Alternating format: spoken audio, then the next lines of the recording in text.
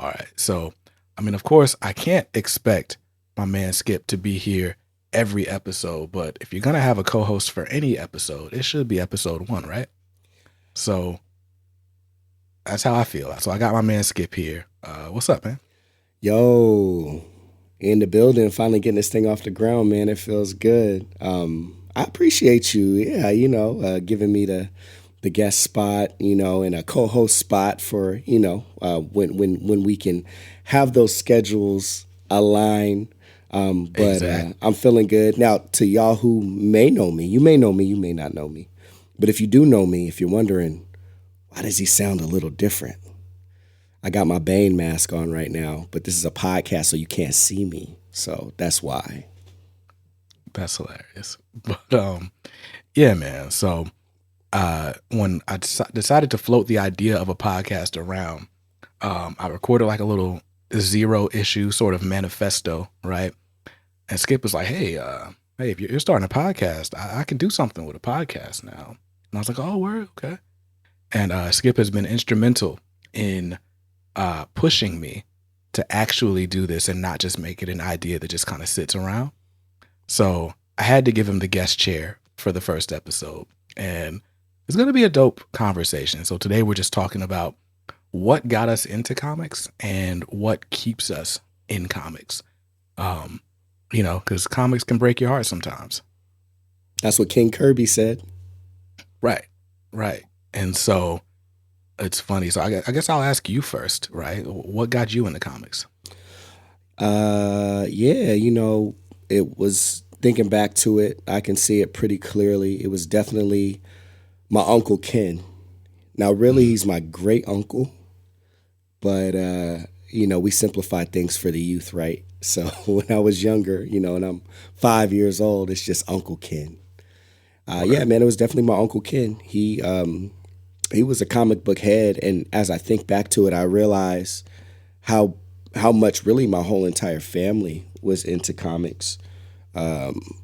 My grandmother, was into comics, and she was up here recently. I live in Sacramento, California, although I was born in the land of Mr. Kicks himself, Fayetteville, North Cackalack. So, or Vietnam, as they say. Vietnam. See, I don't know nothing about that because I was out of there. I was out of there, but it makes sense though. Military base, pops was in the military, but Gotcha. yeah, back on the Cali side of things in Monterey, California, Uncle Ken, but my grandma, she was up here recently, as I was saying, and all of them. It was such a cultural thing back then. It was common for little boys and little girls, to read comics, and to this day. Like my grandma, she likes noir stuff. I get her, Ed Brubaker comics. Her birthday just passed. I got her the process edition of Pulp. But yeah, man, Uncle Ken. I was young. If I handle my chores, I get my allowance, and we'd walk up Broadway Street in Seaside, California, Monterey Peninsula, and I go to the corner store, and I could get my Chico sticks.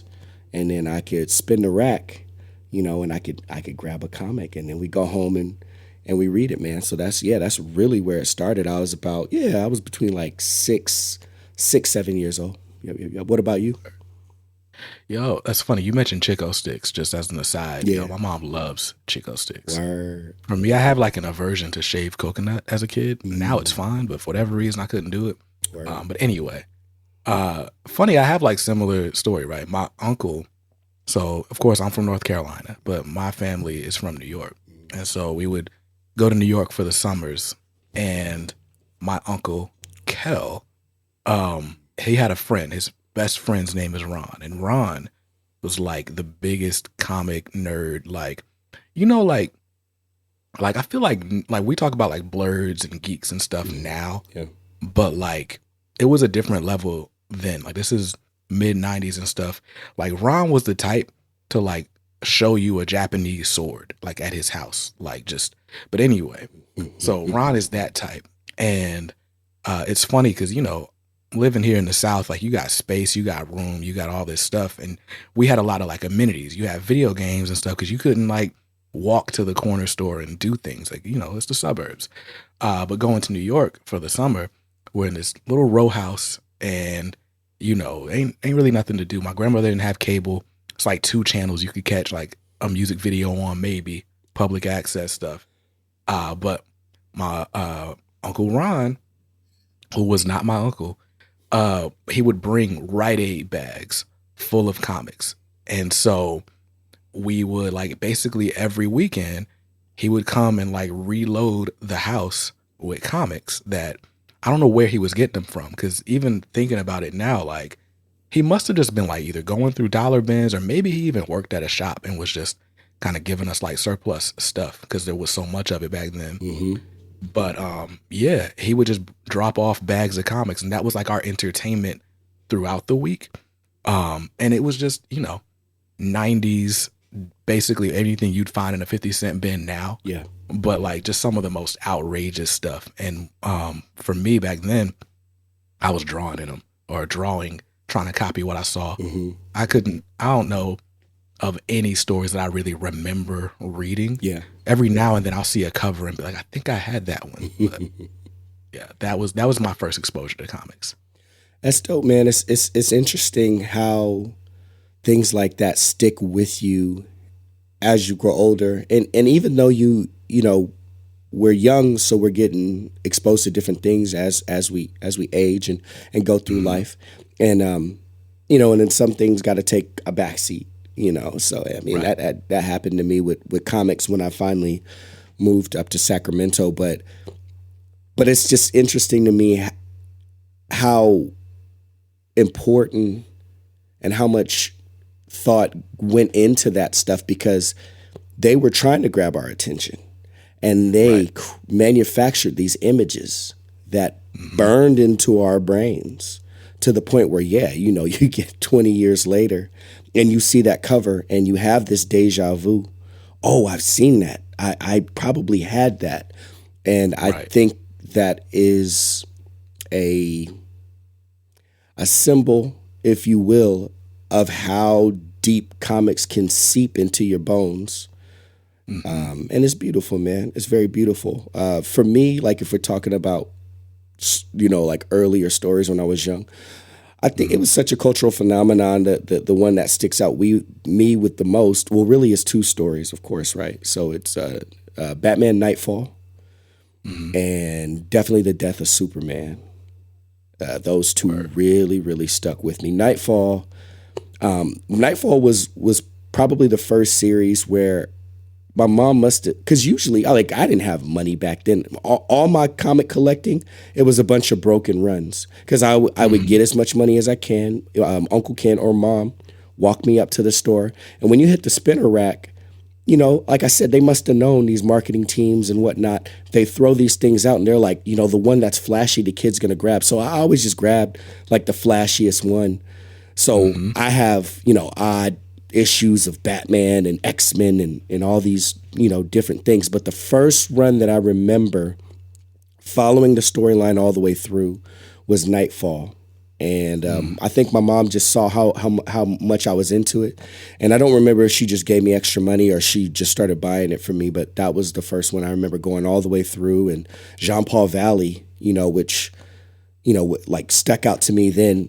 Currently, right now, Jean-Paul Valley is one of the characters that I'm most drawn to for reasons of like faith and different things like that. But it's also cool to just see how the character has transformed. But that, and then of course the death of Superman, and that one I did not collect. But my uncle worked at Costco, and I remember it must have been 6 months after it came out or something, or when it wrapped up. He bought, Costco, you can get everything in bundles. You can get Right. like 37 packs of drawers or, 82 pairs of socks, Right. Right. He came home and he bought me the stack, and it was the leading up to it, and then it was the series The Death of Superman itself, and then it was the aftermath where you had all the different multiple Supermen and Oh, word. and then everything that happened when he was in the Great Beyond, if you will. So those are 2 that really burned in my mind when I was younger. But was there any particular story or a character that kind of caught you when you were younger? Yeah, I mean, so for me, this is all in the context of the 90s, and it's like every superhero had a TV show, right? Yeah. So for me, it was Batman, the X-Men, and Spider-Man, The right? trifecta. That's strong. That's Right. a strong base right there.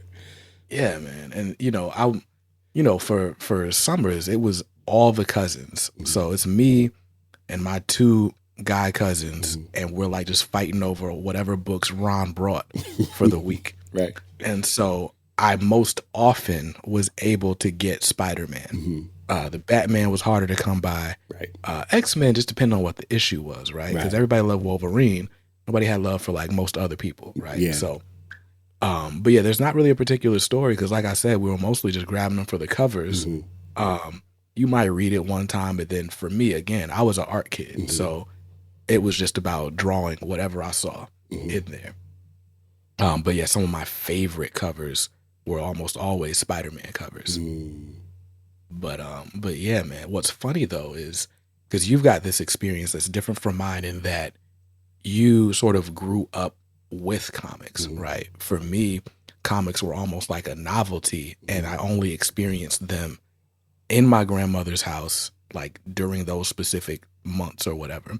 And I come back home and like I didn't see comics in the grocery store or like anywhere really. And I kind of rediscovered comics then as an adult. But I'm wondering, like, have you or did you? Well, I'm sure you have fall out of comics, and then what brought you back in, if so? Yeah, I did fall out of them. It was I kind of alluded to it a little bit earlier, but to be more specific and go into it, it was when I moved from Monterey to Sacramento. So Monterey Bay is very beautiful. It's the peninsula. Some people call it the Bay below the Bay. It's about 40 minutes from Santa Cruz, about an hour and 15 minutes from San Francisco. So it's it's very beautiful, but it's very much like a retirement area for the most part because it's fairly expensive, to live there. But Sacramento was a cheaper area in California. It was fairly underdeveloped. It's Northern California, but it's like central. So San Francisco is about an hour and 20 minutes to the west, and then to the east, Reno is about 2 hours. So it's a big city, and it's the capital of California. But when I first moved here, I think it was at a perfect state for me because it wasn't too fast, but it was definitely faster. So as I got up here, the situation kind of changed. And also by that time there wasn't as many like comics on the Spinner X and stuff like that. So when I did go to the stores, you didn't see them as much. The direct market had really gotten a hold of of comic book sales. So you really had to go to a comic book store. So I just kind of fell out just because there wasn't as much availability. I come up here, I start getting into like fashion and skateboarding, and I always loved basketball, but there's more leagues up here, so I leaned into that a little bit more. And then ultimately, like what got me back was I kept my a good amount of my comics from when I was younger. I kept them in the shoebox, and around the time I was around the time I was 26, I was starting a new job at a popular technology company. I'll say that that has a store, Okay. and comic book movies. The quality of them had started to rise in popularity and all of that. So I started working at this store, and I think it was about 3 months in. I wore a shirt that had a flash symbol on it, and one of my coworkers called it out, and I was like, yeah, you know what's up? And they were like, yeah, are you reading the current run? And I was like, oh no, I haven't really kind of read comics, in a while. I play games that are, comic book related, and of course I watch the movies. But Right. and they were like, oh, well, me and so and so and so and so and so and so and so and so, we all read here, and we got a hard drive that kind of we circulate. And I was like, oh, word. Digital comics. Yeah, okay. So that hard drive ultimately ended up circulating to me. And So now we're talking. There's a dialogue now, right? Now I am reading that flash run, and then there's conversations going on. That's what got me back in it. And then I was in hook, line, and sinker because by this time I'm making music, producing music. I have experience recording, and and podcasts were not a big thing yet. But I had an iPod, and there was this thing called podcast that I didn't really listen to a lot outside of like my church would upload sermons, and that's how I would like go back through and listen to the sermons later and study and whatnot. So I said, hey, y'all want to like, I got all this audio gear and I got like multiple microphones. Y'all want to like sit down and talk about comics? We can like do a podcast. And they were like, oh yeah. And that's how I got back into comics, and that was also my introduction to podcasting. Word. That's dope. That's dope. It's funny. So my comic re-origin story, right? All these years later, this is 2019. My daughter, my daughter will be 13 this year, and so anyway, she's like all into art, just like I was as a kid. Except she doesn't just draw; she like paints and sculpts and everything. Oh, that's awesome. Right? Like she's dope. She's better than I ever was. So it's cool. Yeah. But so anyway, father-daughter bonding. I'm like, all right, well, if she's into art, let me find like an outlet for her. And just happened to see like an ad for a free comic book day event from a local comic shop. And so they're like, oh, we're going to have artists and sculptors and all these things here, and free comics and, dollar comics. And I was like, all right, cool. Like, and so I planned this whole day because it was Star Wars Day.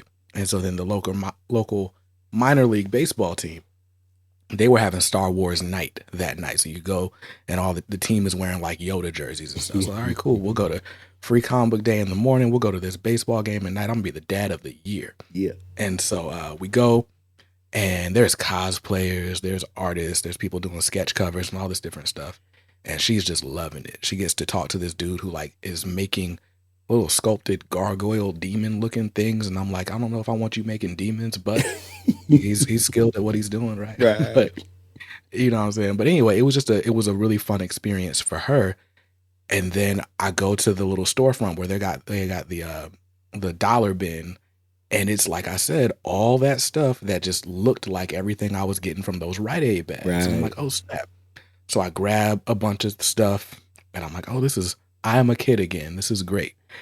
Read some of it. I was like, this is straight, but it looks good. Yeah. And then, but I followed the store on social media and all that.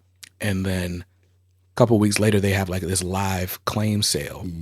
And so I'm like watching the claim sale, because at this point I'm like, I'm all in. I'm like, this is cool. I know comics still came out. And so I'm looking on YouTube and stuff. People are like, oh yeah, you should get into trades and stuff. Yeah. So I'm watching the claim sale.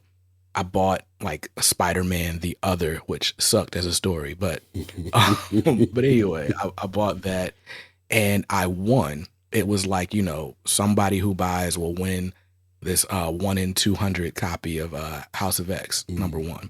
Oh. So I end up winning it's the Dave Cockrum Hidden Gems variant. Nice. And I'm thinking it is one out of only 200 copies in the world is what I'm thinking. I'm like, yo, I've won like $1 million. This is great. So anyway, I go to the shop the next week to claim my book that I won. And I'm like, well, I got to get another copy so I can actually read it. I can't touch this one. Right. Because it's worth $1 million, Right, of course. And right. And so I read House of X #1 and I am hooked. I'm like, yo, this is amazing. And then they're like, oh, you want to subscribe to the series? I'm like, yeah, let's do that. And so I'm like, okay, cool. So now I've got a pull list, which is effectively one book. And but I'm getting House of X and Powers of 10. And it was just the strength of that event or the genius of that event, because comics are monthly by and large, right? Yeah. But House of X Powers of 10 was a weekly event. So you had to go to the shop every Wednesday. By the time the event's over, the habit is formed. Oh, yeah. But what's crazy is like, so Ultimate Comics Raleigh, they're still my LCS. I live like 5 minutes down the street from them now. I was about 20 minutes away from them then. Okay. But then I was working at a health insurance company, and there is literally a comic shop that might as well share a parking lot with my old job. Got you.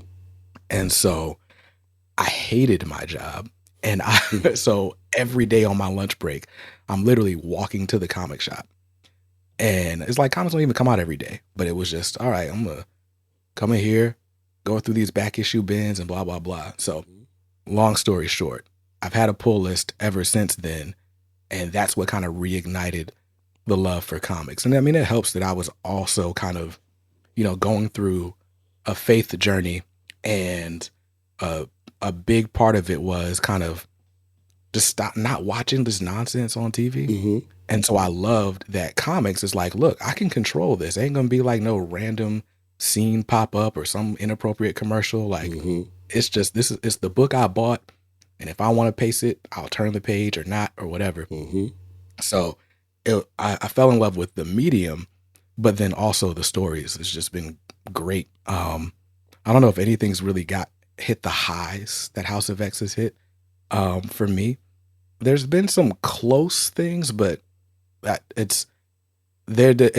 lucky that they hooked me with that. I guess is that, Yeah, that was a fortuitous time to come in. Like that was so me being 26 was 11 years ago. So, 2012 I've been back heavy, and yeah, there was, I mean, the closest thing that I had experienced to that coming out was like Secret Wars. But honestly, like as crazy as Secret Wars was, we like Hoxpox, if you will. It was just nuts, man. Every week, Yeah. like, man, it was just, I was on 2 different podcasts talking about it, like, 2 different weekly things, just because there was so much hype around that. So yeah, fortuitous time for you to come in. Now the downside, of course, is that, that's not going to be recreated anytime soon, Right. So once you get in, and once they hook you and you're in, you also now you kind of got to take stock and find, what can keep you there. Yeah, man. There are definitely ebbs and flows, but yeah, it's funny though. Like I love comics because again, it's what's on the page. It's a lot of the same thing that kind of attracts me to the podcast format, right? Like we can see each other as we're recording this, right? But whoever's listening, they're just listening. And there's something about that simplicity where it's like it helps you avoid distraction. You're not worried about what's going on in the background. It's not like the music that's helping your emotions. It's just what's on the page and how did they put it down. It's definitely not the unplanned 2 Black Panther shirts that we have on either, is it? Right. That is hilarious, by the way. I got to find a way I'll screenshot it so somebody can see this. And you know what? Well, I'll talk about how you can get some extra content here in a minute. But yeah. So I love that it's just simple. It's simple, and especially like I love looking at like process pages. There's something about like just inks over pencils without colors and effects, and I love it. It's just craftsmanship to me. Definitely. I agree with that, and I align with that. Now, me as someone, I know we had both done music. Obviously, we're both writers.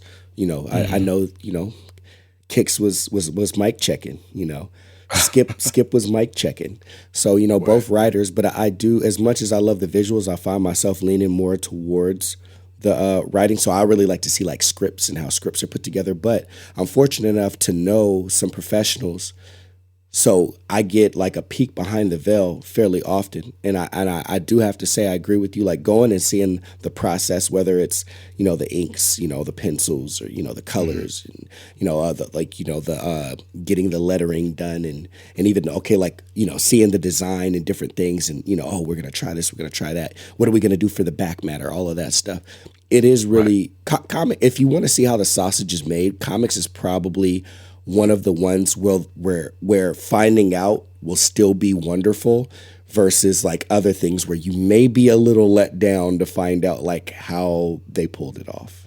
Right. Because your favorite rapper's punching in every bar, and they're not even hiding it anymore.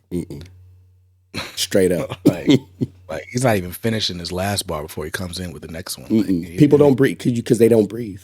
You're like, Right. when did you breathe? You didn't breathe. Right.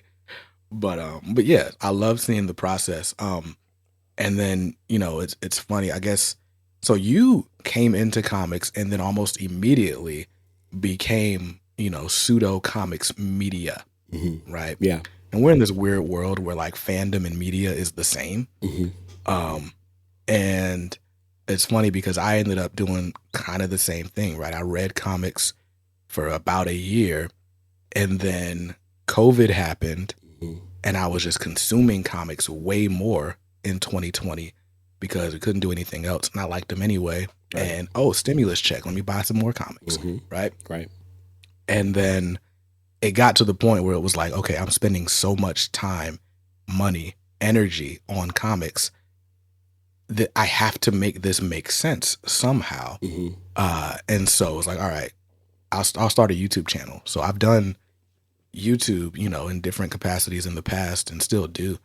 And so I was like, you know what, this will be a cool outlet. I'll talk about something fun for a change instead of like trying to be an educator all the time. Right. And that's how I got into, the BJ Kicks YouTube channel. Now comics are dope. And now it's kind of got these branches. It's got this podcast, and we've got the blog and all that.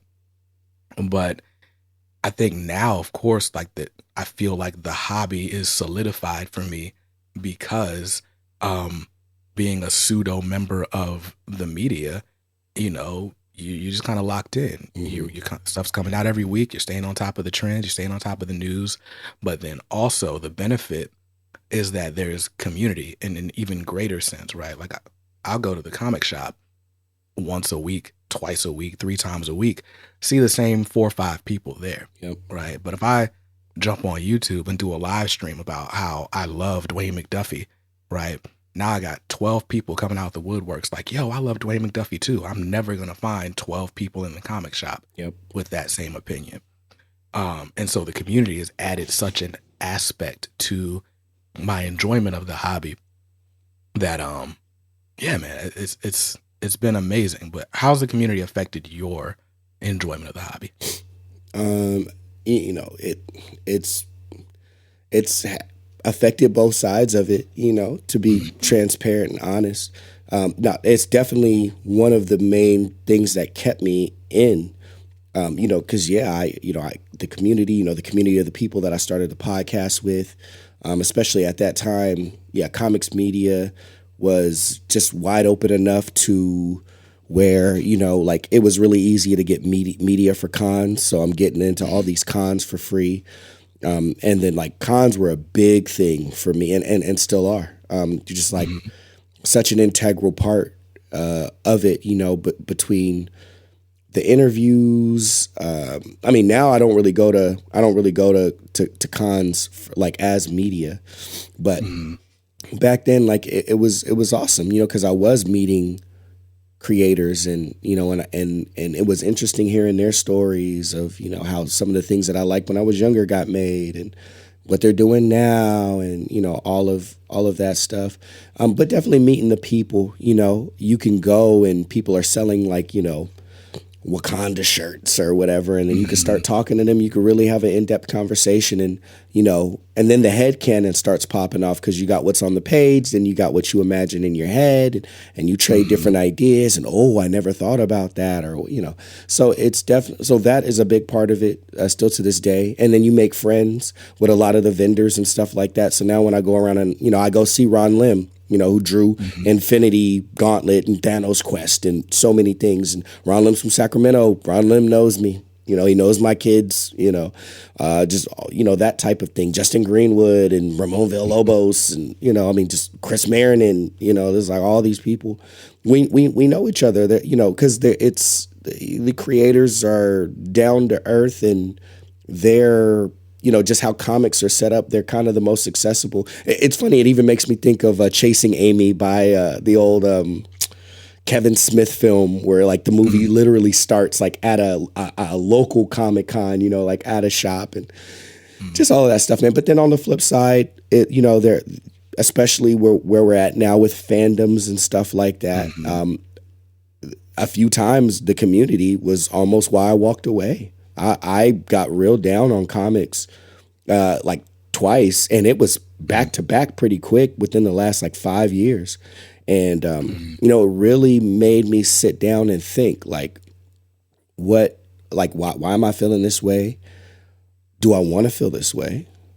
Mhm. Okay, once I find that answer out, I'm like, okay, I don't want to feel this way. Do you want to keep reading comics? Yeah, I want to keep reading comics. Okay. Well, what are you going to do about it? What am I going to do to protect and, you know, strengthen my enjoyment and my love, you know, for the medium?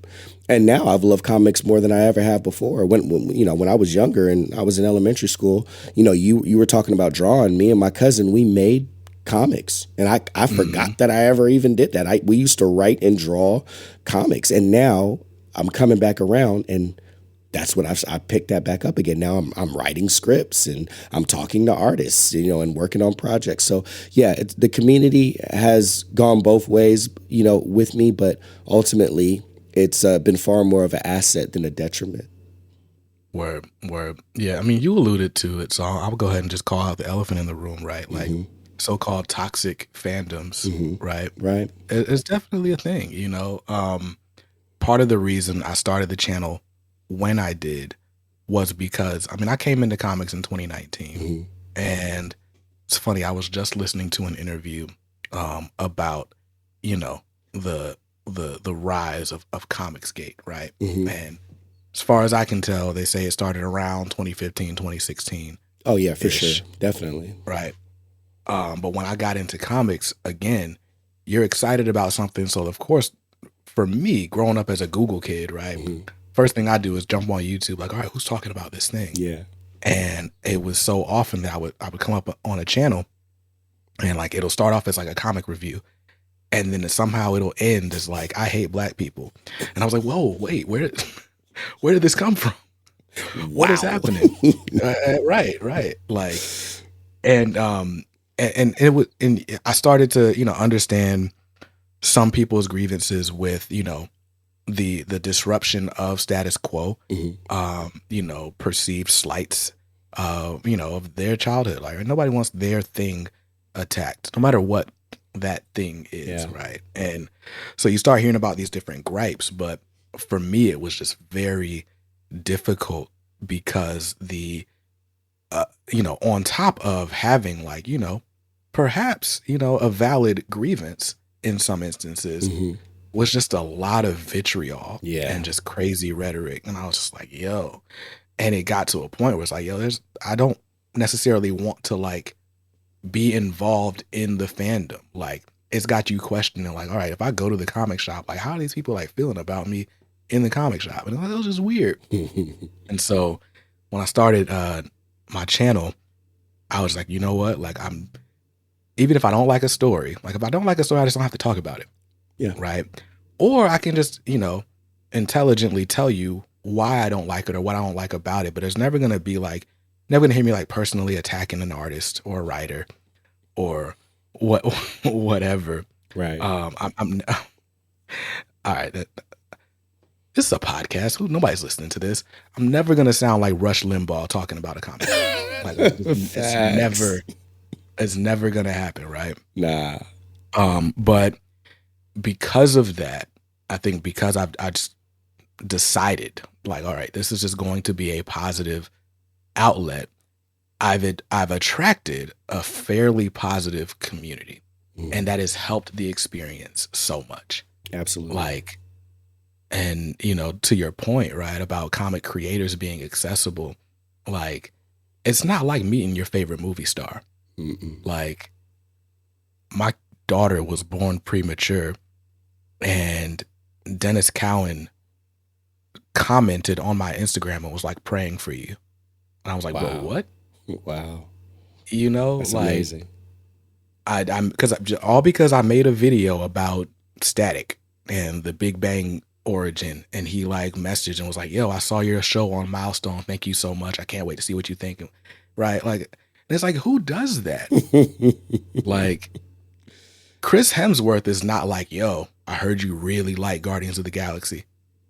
Nope. right? Nope. Not happening. Or Thor, excuse me. Right. Chris So, Pratt's definitely not, yeah.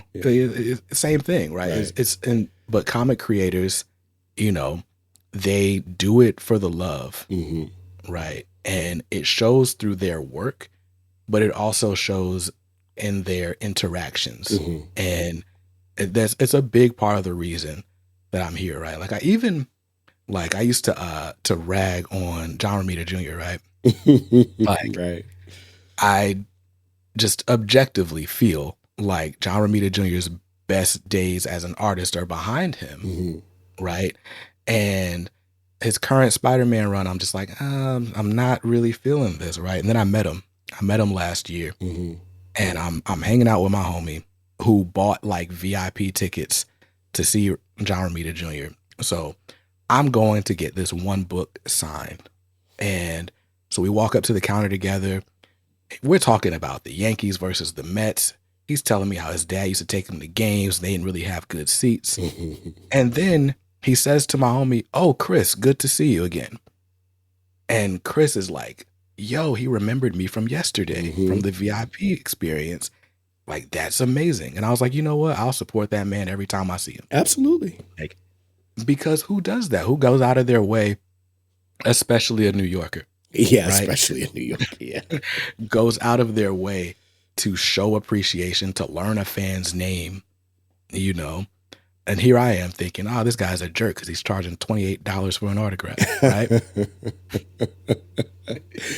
You know? That's there's a lot there, underneath what you said. There's like a lot of implications within it. These people, you talked about. I've said this multiple times, and I usually say it, or I bring it up if I'm in a conversation with someone and they're talking about, a book that they didn't like from a creator, and they might start to go over the line about how they're talking about them and whatever. And to humanize the situation, to humanize the individual, I usually bring up the fact like, hey, you got to think like this. Most creators do not get paid very well. Most creators do not get paid well. Most creators don't even get paid fairly. The main reason that they're in here doing this is because they love comics. Even if you don't love what they love, even if they don't love what you love and you didn't love their book, when you stop and you think about the facts and you think about the history of comics and the history of creators' treatment within the industry of comics and the business of comics, if they are in here making a book, persevering enough to where that work of art gets published, whether you think it's the best thing ever written or, something that belongs in a commode, it's hard to deny the fact that they love comics. Absolutely. I mean, we've had these conversations privately, right? Mm-hmm. But even with getting this podcast off the ground, Mm-hmm. right? By the time somebody hears this, there's at least 3 episodes. Yeah. But there's at least a 6-month period preceding this where I'm like, I don't know if I'm gonna start this, Right. right? Like, because this takes an insane amount of time relative to the money that it would bring back in return, right? Yeah. Like, I'm lucky if I make $100 a month off my YouTube channel, Right. right? And I just give the numbers just because people have these glamorized ideas about what it is that we do, Right. but I know that the return on this is not going to come from money, right? And the reason that anyone is hearing this is because I want it to exist. Yep. And I'm willing to sacrifice time. I'm willing to sacrifice hosting fees. I'm willing to, sacrifice the recording budget, all of these things so that it exists in a way that's accessible to people. Yep. Right. And that's just me as a commentator. I cannot imagine sitting at a desk days on end, drawing on 11 by 17 paper or whatever size it is. Right. And I could, for what? Like, I have friends. I'm fortunate now to have friends who make comics. Right. And I see the grind. Oh man. Like, it's such a grind. And most of them have other jobs. or they're relying on their spouses. Hmm. They got ulcers, like they're not treating themselves well. Right. They got to Cramps worry and about health insurance. arthritis and all of that stuff. Yeah, The back's all messed up. Yeah. right. Like I mean, sheesh, man. Like freaking Peter David. Oh, Like Peter David. Peter David has written so much that everyone is like, yo, like, I love Peter David. I remember his Hulk. I remember his Spider-Man. I Yeah. remember blah, blah, blah, blah, blah. He's having health troubles and has to do a GoFundMe. Right. Like, that man's responsible for so many people's childhoods, Hmm. so many people's livelihoods. There's a multi-billion-dollar film industry that has him to thank in part for it, Absolutely. right? Absolutely. And, you know, he's reduced to asking for donations from the community, right? Or waiting for some charity to step in on his behalf. And someone's going to say that he doesn't love what he does, or worse, that he actively hates your favorite character. Like, come on, fam. Come on, fam. It's Like, wild to me, man. It's wild to me. And you know, and to that point, that's why even though I'm paring down, you know, my weekly pulls and stuff like that, trying to save a little extra to buy a house and whatnot, I will perpetually have a like as long as Marvel continues to let him flesh out his corner of the Marvel universe, I will always have at least one Peter David book on my pull. right. Yeah, I mean, like it. It's heartbreaking that that's the situation that he's in, and I, as someone who has a heart, and maybe I'm a bleeding heart, maybe I am, but I feel so compelled and so convicted to try to support Peter David in any way I can, because this the lifestyle that this man sacrificed to be able to express his love and bring joy to people of various ages and races and beliefs and all that stuff is mind-boggling. And the only way he could have persisted to get to this point is love. Nothing else would. I mean, like, because you just don't get paid enough, you know. Right. I've told people, like, trying to get money out of this hobby is like trying to juice a rock. Straight up, man. Straight up. I mean, like, I don't even want to think about the amount of money that, and I'll try not to say wasted, because, you know, I've invested, you know, I mean, it really, like the way that I think about comics really is in a support system way. You know, it's like this. I go to Sacramento for whatever reason. We have a lot of comic shops out here, like more than the average place. I have about 10 shops that sell comics within about like 35 minutes of me, and I'm not even talking about headed out towards the Bay. I spread my money around to every single one, with the exception of like 2 or 3, and just because they only do trades. But like, I'm literally trying. Like, I'm a single father raising 2 daughters with, you know, but like, you know, with limited help.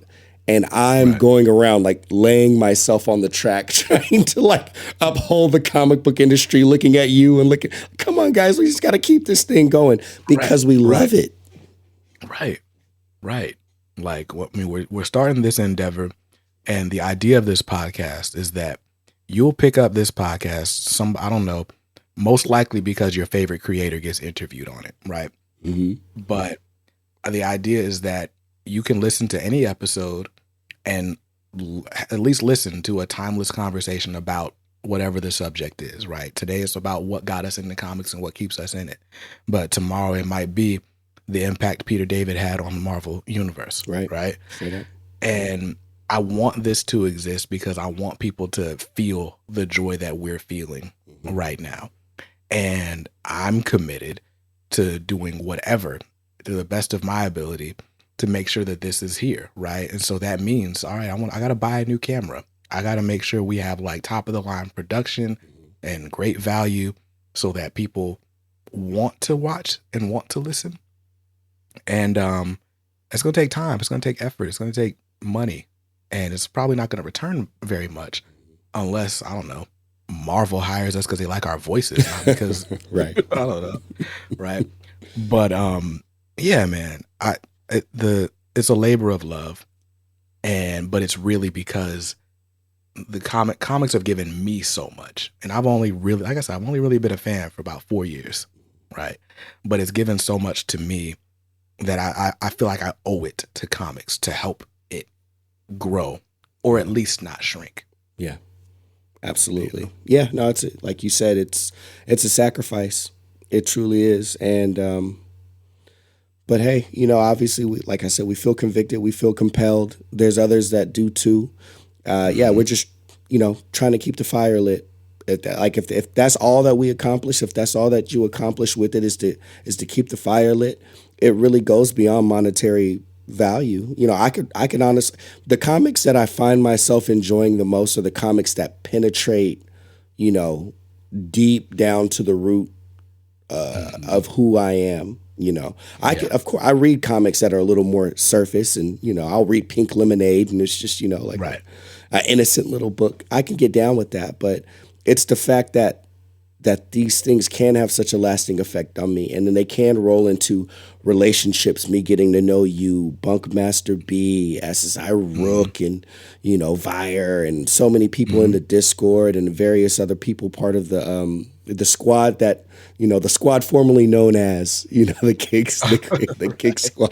The case going on. But all of those things, I as a responsible adult, I have to manage how much time I Hmm. spend with it. I have to budget how much time and money I spend on it. But as a person going through this human existence called life, there Hmm. is it's invaluable. And some creators and some people will never know how much it means to me to have this.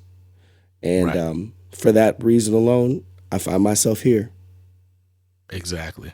Exactly. So look, man, this has been a great conversation. Skip and I can talk for hours.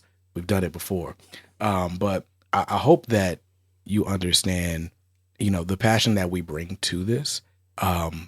And that we're not trying to sell you, or we're not trying to sell you anything. You listen to this for free. Absolutely, but we're not trying to, I don't know. There's so many. We're in this weird like influencer world, and it's like everybody's trying to like have some sort of a status so they can get something. We really are just trying to provide a platform, not because no platform exists, but because we just want to like spread the love a little bit, for comics that are dope to receive that recognition. And we just add our little bit to the zeitgeist. So anyway, this is as good a manifesto as I could create, as to why this exists and what we hope you get out of it. I'm hoping that by the time you listen to this, or maybe you listen to us or read a story that we recommend or something, that you're just as passionate about it as we are. That's the goal: creating dope fans and connecting people with books that are dope. So this has been the first episode of the Comics Are Dope podcast. Hopefully, timeless commentary on timeless stories. Now, if you like your comic book information a little bit more timely, you're like, yeah, this is cool. I love classic Jack Kirby, but what's happening right now? You should subscribe to the newsletter. It's called This Week in Comics. It's where I will break down a few issues that came out this week, what I thought about them, as well as a few recommendations for books that are on final order cutoff that you might need to check out before they become scarce. So you can go to thisweekincomics.com to sign up for that newsletter. And you can find us everywhere online at Comics Are Dope and at comicsaredope.com. Skip, where can they find you? You guys can find me on Twitter sometimes at Skipntosh, Skipntosh. You can also find me live streaming, usually at least once a week. Right now, currently going through Jonathan Hickman's Marvel library at twitch.tv/Skipntosh.